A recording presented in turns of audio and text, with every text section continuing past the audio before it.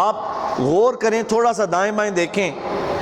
یہ جتنے بھی خیراتی نظام ہیں، لوگ تقسیم کرتے ہیں، راشن بانٹتے ہیں،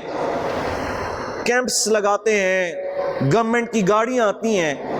اگر آپ غور کریں تو زیادہ تر جو لوگ ان جگہوں پہ جاتے ہیں، سارے نہیں، ان میں کئی سفید پوش لوگ بھی ہوتے ہیں جو منہ لپیٹ کے لائن میں لگے ہوتے ہیں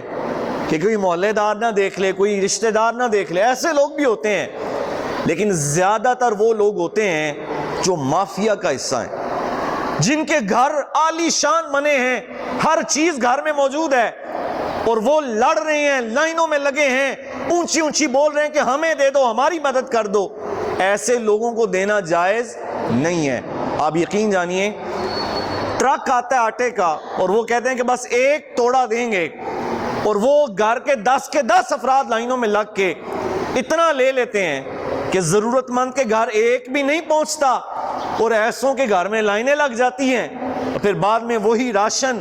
دکانوں پہ بک جاتا ہے، دکانوں پہ آ کے سیل آؤٹ ہو جاتا ہے، اور دینے والا یہ سمجھتا ہے کہ میں نے تو دے دیا۔ نہیں، اب یہ بات ذہن میں رکھنی ہے کہ جب اللہ کی راہ میں خرچ کرنا ہے